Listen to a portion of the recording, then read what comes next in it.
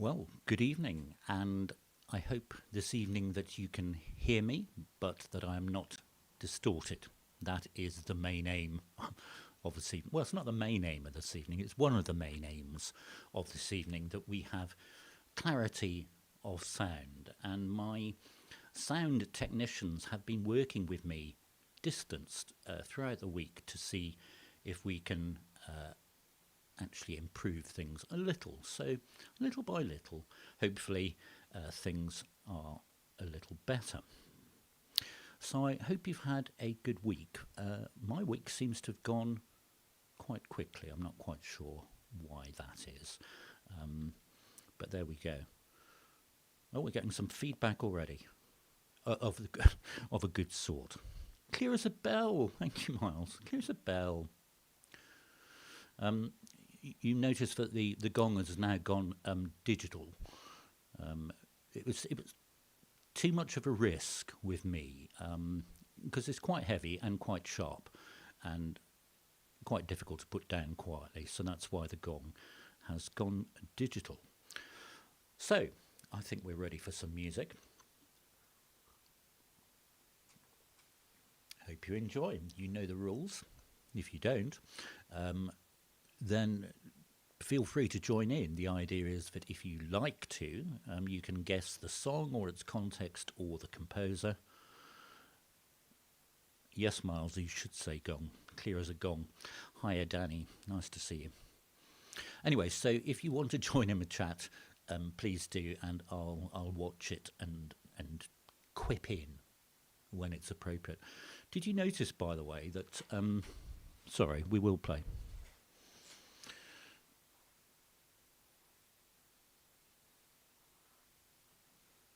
Yeah, hopefully you saw that the poinsettia lives. So I'll tell you something funny about that a bit later on.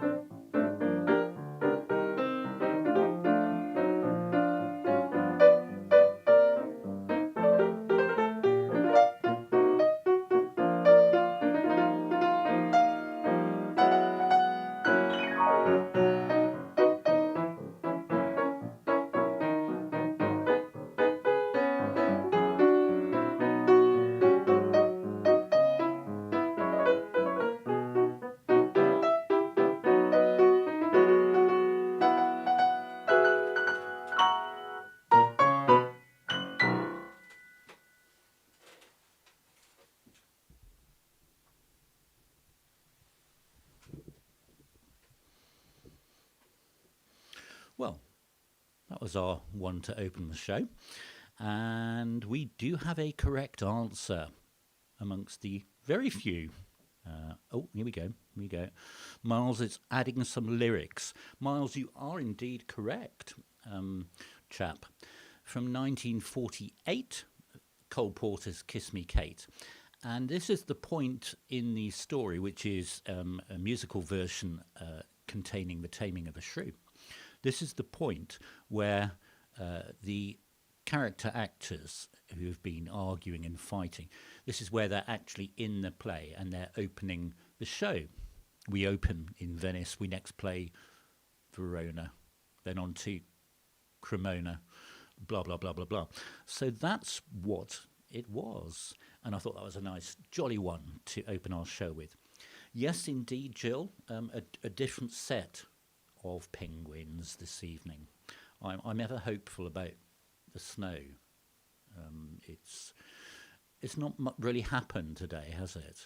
Well, certainly not around here. What I think it is, it was forecast, but I think what it is in Surrey there is a certain smugness that gives a glow that must melt it, because the stuff that was coming out of the sky was akin to dandruff.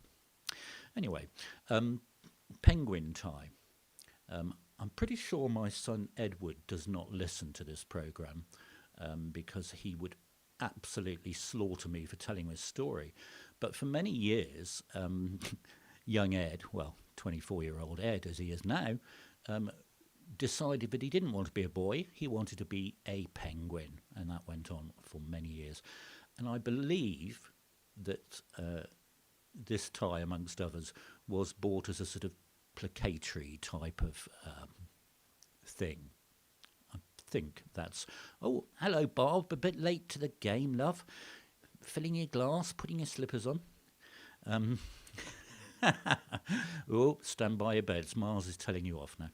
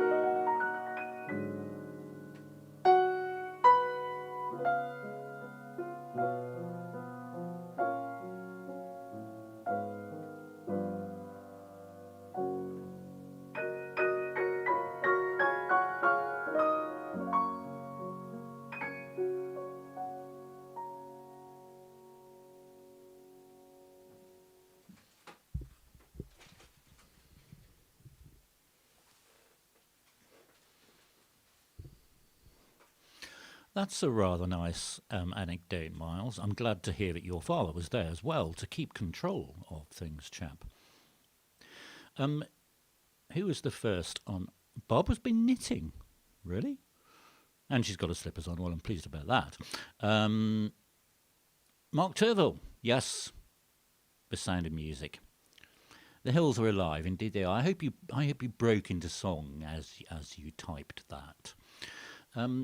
Well, sort of, Miles. Although I put up the video yesterday of Edelweiss, particularly as a tribute to Christopher Plummer, but then I'd read about the passing of Jean Bayliss, who was the original West End star of A Sound of Music.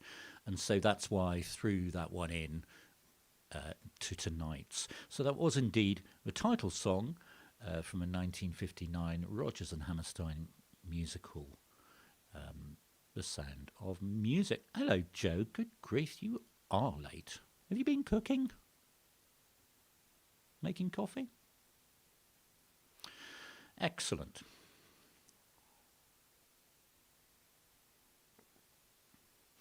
Okay, so just while I'm finishing my coffee, because it's got to point critical, my poinsettia.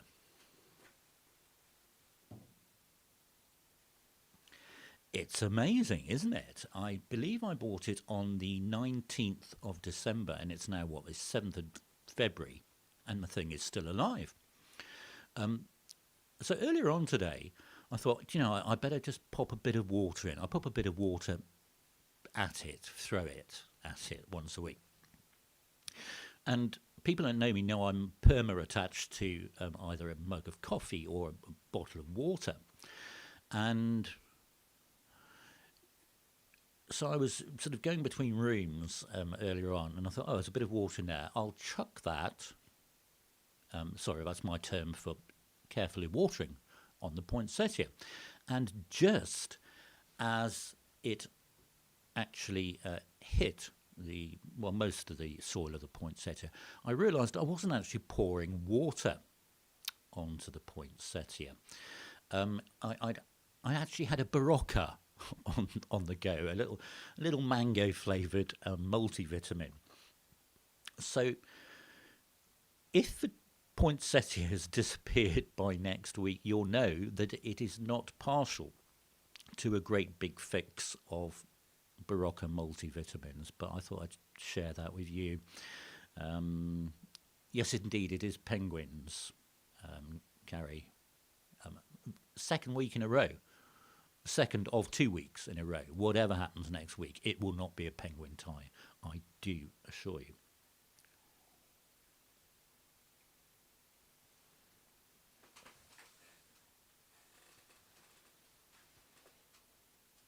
So we're missing some of our usual guesses this evening, so it'd be interesting to see who gets this one.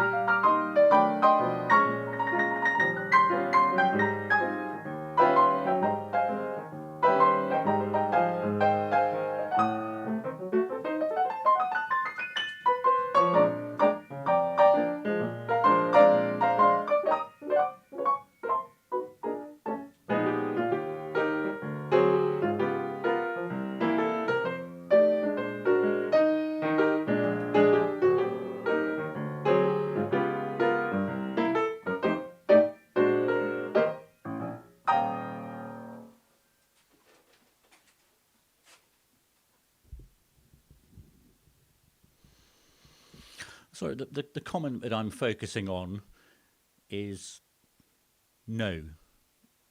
No gin from Joe Chin. No gin. So there we go. Yes. Where is the correct answer? I have seen it. Miles, half a point. We've got to be strict, haven't we? Because, hello, Simon. Indeed, Simon has the correct title. I love a piano. It's not just like Miles, it's loving it. Yeah?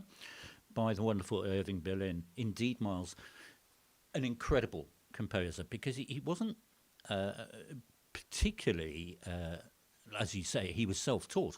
And it was only later in life he actually learnt to write down music.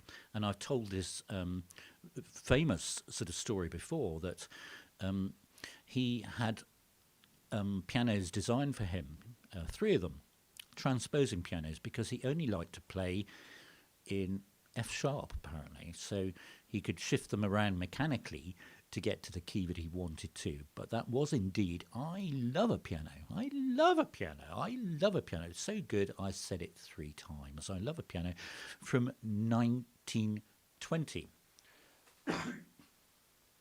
And it was originally in a review called Stop, Look, Listen. And across the stage, apparently, was a sort of great big sort of keyboard on the floor, but also 6 pianos and 6 live pianists. And Irving Berlin says that he was pretty proud of that song, of the hundreds that he wrote during his lifetime. Good evening, David James. I saw your blue whale before I saw your name. Wonderful.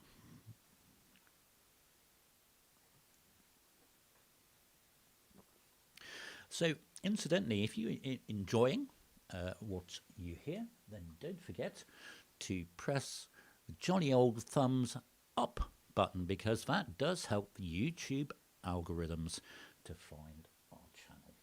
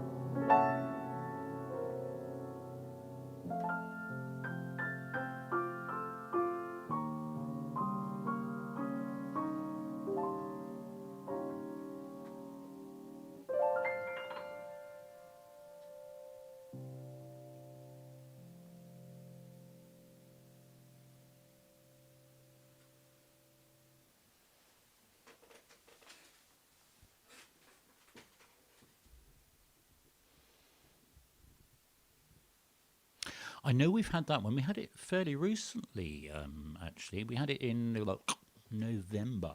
November. But it's such a nice song. A slightly different treatment today. You can compare it. You can look back on the previous shows. You can look back on all the previous shows where all the titles get listed and timestamps. So you can compare the versions. The beautiful song, which Hannah guessed correctly, Smile by Charlie Chaplin. And it was used as an instrumental track for the film Modern Times, 1936. And it wasn't until 1954 that lyrics got added to it. And it sort of become a wonderful ballad standard. Same year that the lyrics got added, Nat King Cole did a very wonderful version of it. Oh, that's good to hear, David. I'm glad you've caught up on the concert. Dreamy, is that the song, Ronnie, or me, or you? Bob says, now which ad was this used in? Is it SO Blue? I don't have Telebox, so I don't see these things anymore. Steradent? Really? Heinz tomato soup. Other tomato soups are available.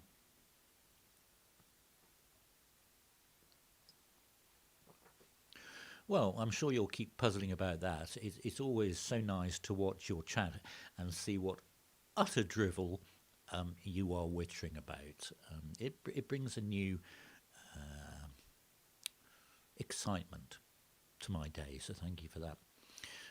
I'm pretty sure everyone here that I can see typing is one of my subscribers, but if you are not, then don't forget to subscribe, and if you wish to have some notifications of when things are happening, you have to press the little bell icon as well.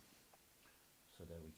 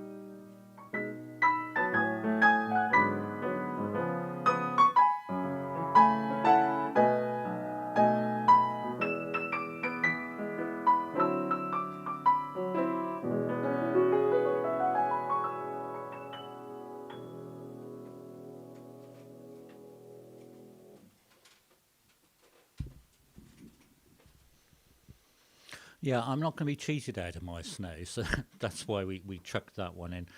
Um, I'm struggling, Brother Mark, with what on earth that picture is. Can anyone identify it? Anyway, no date. Well, welcome, Daisy, at last. No, that wasn't my back garden. It was the front garden. You should have known that from the fact that it was so beautifully kept. Um, oh, Barbara's feeling violent. Is that throwing snowballs at Miles, perhaps? Well, I hope you were, Maria. I couldn't quite hear you from the Pyrenees over there. I feel so very blessed and very lucky because, in addition to all the listeners in the UK, we regularly have listeners from Finland, from France, from Italy, from Spain, sometimes from Portugal, from the USA, from New Zealand, and from Egypt.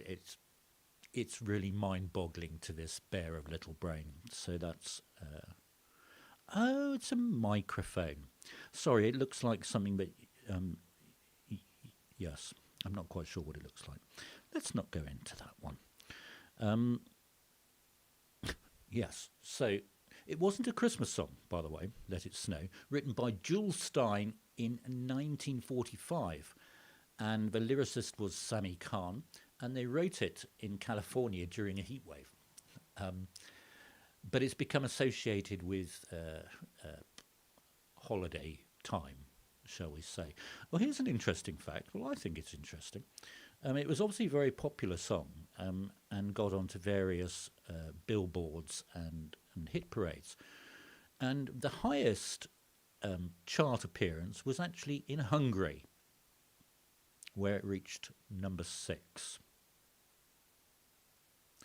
Oh, hello, Linda. It's lovely to see you. Well, not to see, you know what I mean. In Washington, D.C. Oh, and it's snowing. Oh, fantastic. Yes, Daisy, I don't think we ought to encourage Miles and Barbara to continue their sort of little banter in the chat room into actual violence. I'm not sure that's a good idea. Right. Well, no one over here is going to be making any snowballs because it's still just dandruffing outside. There's no real snow going on. Okay, what's next? Oh, right, okay.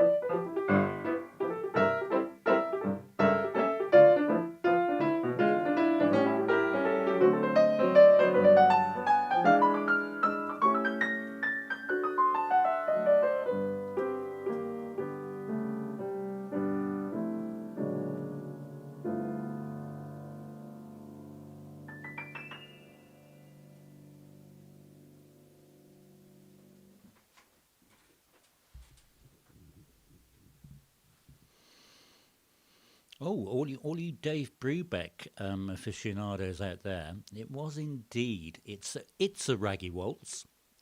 Yes, indeed, Simon. That's its full title by Dave Brubeck from 1961.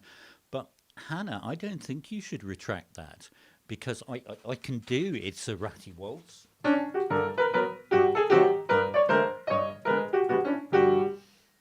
can do that one, no problem. Um, or not. Yes, but 1961, and it was from the album Time Further Out, and it was track one. And the interesting thing about these albums in the 60s, that Dave Brubeck was experimenting with time signatures.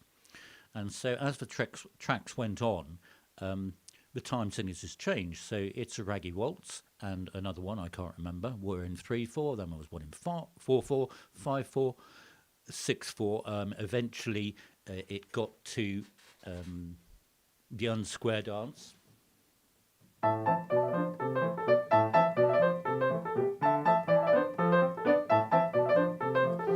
In 7/4, etc. Which, as a sort of musician, I find that sort of quite interesting how to put an album together. Yes, Hannah, I really must thank you for many things, but especially for giving that a new moniker. It, in my mind now, it will forever be It's a Ratty Waltz. Yeah, the album art, Miles, wasn't it? It was pretty modernist, wasn't it? Wasn't it it was by a famous painter. I That's all I know. I can visualise it, but can't remember. Okay, there's history to this next song.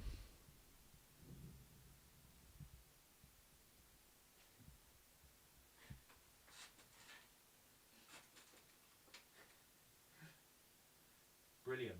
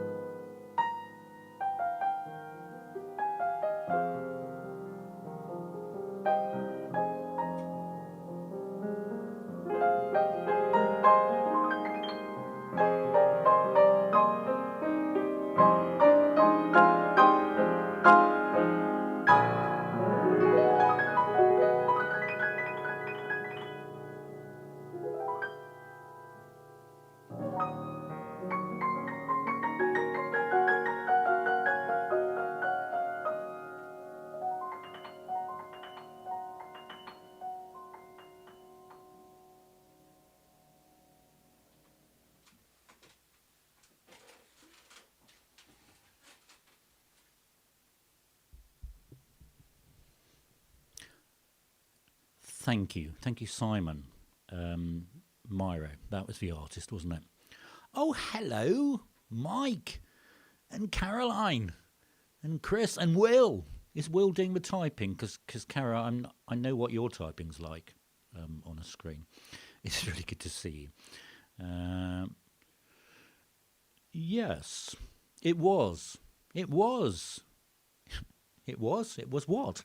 It was Michel Legrand, Mr. Big, indeed. Too true, David James. Wouldn't we all like that song which kept us going?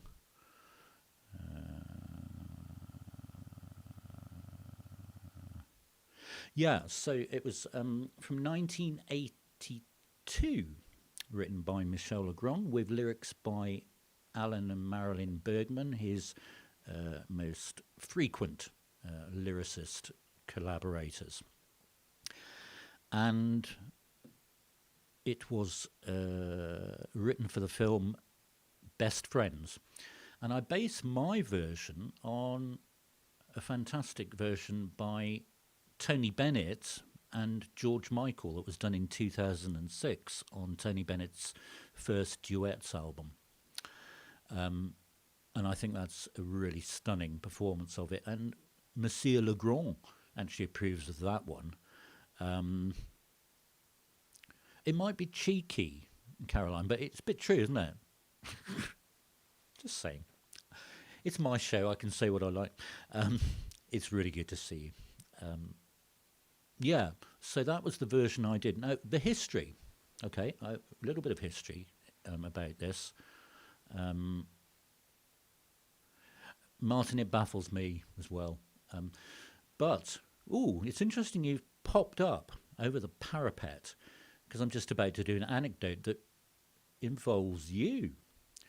That song, which is one of my favourite Legrand songs, was actually recorded by Mr. Martin Hogg. Martin was in charge of the audio, and his wonderful son David was in charge of the videography. It was the first song I ever recorded when Martin's son David set up my YouTube channel, and it's in there somewhere. For some bizarre reason, it's had, I think, about 3,000 views. So, I mean, that's wonderful. It's not all about the numbers, but I just love the fact it's being shared around, because it is a truly wonderful, wonderful song. Okay, can we talk about Valentine's just a little bit? If you've read my latest email, and if you listened in last week, and indeed if you watched the trailer, you will know that next Sunday we're doing a special programme for Valentine's Day. It's an extended programme, and it's going to run from 6:30 through till 8 o'clock. And all songs themed around love and romance. There are so many songs just have that as the theme. I've got a list of hundreds, but I thought it would be much more fun to get you involved. And this is the first of an occasional request programme series. So what I've done is to allocate 14 slots. There'll be 14 programmes. For the 14th of February. Isn't that clever? I like it when things work out like that. And what you need to do, if you have a particular song that you'd like played, in the first instance, what you need to do is to email me on gigithepianoman@gmail.com by the 10th and book a slot. I can say at this stage that there are 11 slots left. 11 slots. So email me if you've got a particular song you'd like played in the show, and then I will confirm if you've got a slot. The sort of deal is that you will make me a donation of your choice, and you can do that fairly easily. You can either hit the subscribe button, which is on my channel header, or quite simply just go into an internet browser and do paypal.me/Gigi the Piano Man, and that takes you to the same funding pot. So that's an exciting program, something a bit different for Valentine's Day next Sunday. Don't worry, don't feel you have to do this. I just thought it'd be a nice thing to do. I've got hundreds of love songs I can play, but so far 3 people have said, I would like this song, and that's what's going to happen. So if you want to have one of the remaining 11 slots, you need to email me. Email me by the 10th. Ollie Robertson, if you've got Bitcoin, then if I were you, I'd sit on it the way those values are going, mate. Yeah, unless you are a miner of Bitcoin, in which case I want to know your code. Fantastic. David, I'm reading your comment, and I think you better email me if that's a serious one, and we'll talk. Oh dear. Anyway, so that's what's coming up next Sunday. Longer program from 7:30 through till 8 o'clock. 14 songs. If you want to have one of those slots, then email me, and I'll see if I can book you in. There are 11 slots currently available. Okay, 2 more songs.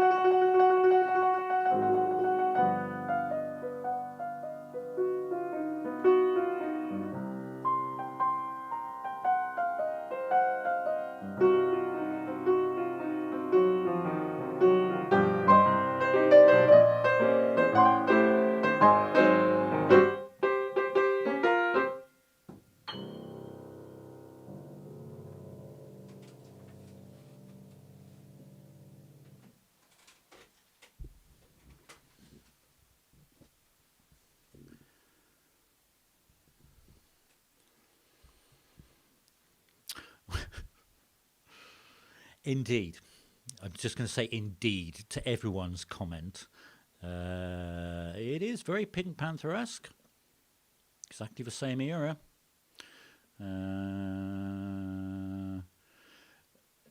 Caroline and Pierce family, I'm not sure whose comment that is. I know Will's typing.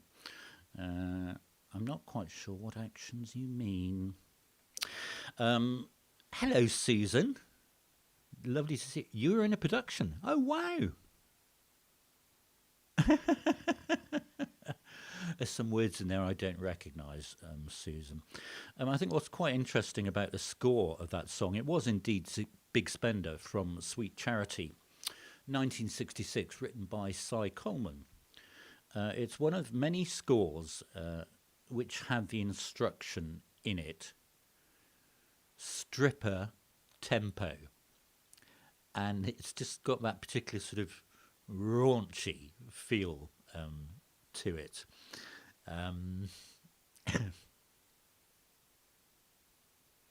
Oh, thank you, Bob. I'm glad it's a bit better.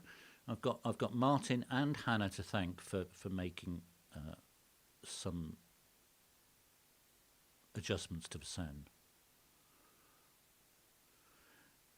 Anyway, I've put myself off my own thread now. I don't know what I'm talking about. I'm having such fun reading your chat. You're very chatty people. And I see that according to my little screen, we have 46 people listening. Steady on, Pierce family. Absolutely, Mark. You're well familiar with those scores. Thank you for that rescue as I buried myself into a hole there, David, so thank you. Yes. I wouldn't know. Rugby at school was the game of choice, and at the cathedral school we had to have 2 rugby kits for some bizarre reason. My brother will testify to this. And mine came back at the end of term as clean as they started, which was a relief to Mother. Having managed to avoid getting anywhere near any of the action. So there we go. Okay, so we've had quite a variety this evening. I'm looking back. I always look back at the composers, don't I? Cole Porter, Richard Rodgers, Irving Berlin, Charlie Chaplin, Jule Styne, Dave Brubeck, Michel Legrand, Coleman. Marvellous pieces by marvellous composers. So the last one is one that we've had fairly recently. We had it back in November, but it's particularly poignant, I feel, to be playing this as our final song. So do hum along, sing along, think along if you so wish, and I'll talk to you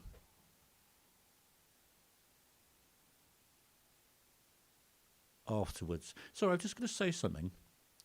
Yes, Mark, it's all ringing a bell now, or a gong, as Miles said. Blue and white were those uniforms.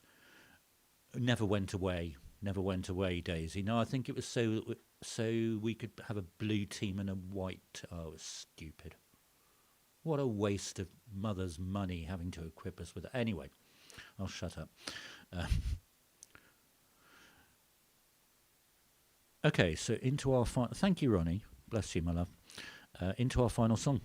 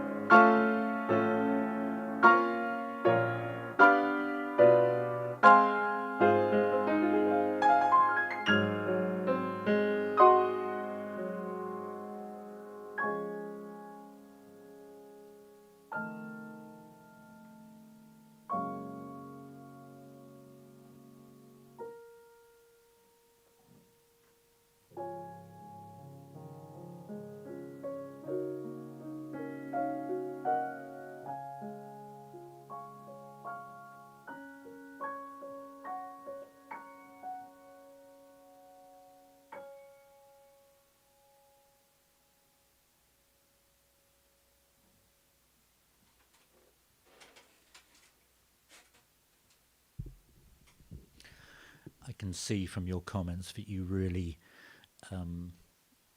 enjoyed that one. Indeed, it was from the 1945 musical by Rodgers and Hammerstein again, Carousel.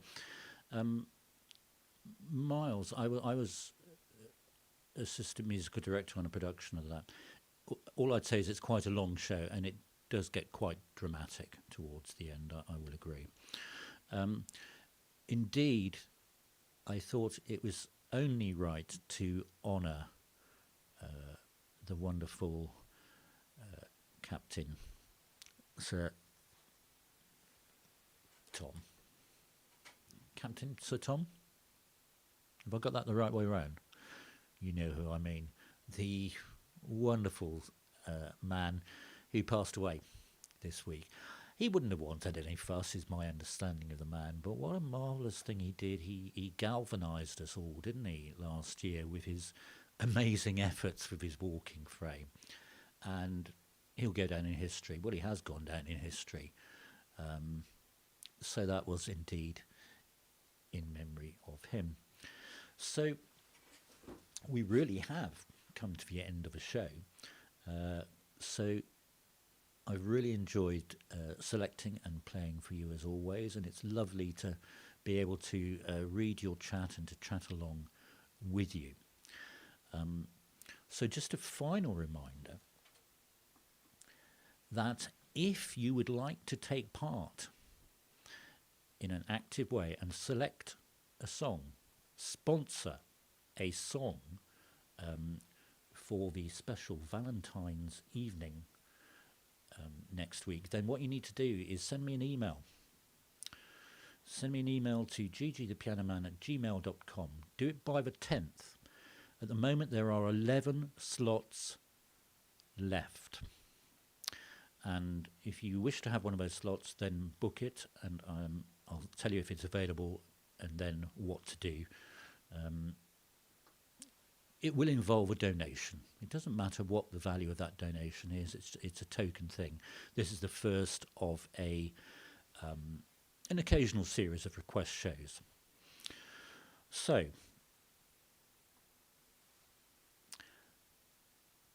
it probably did change direction. I don't know.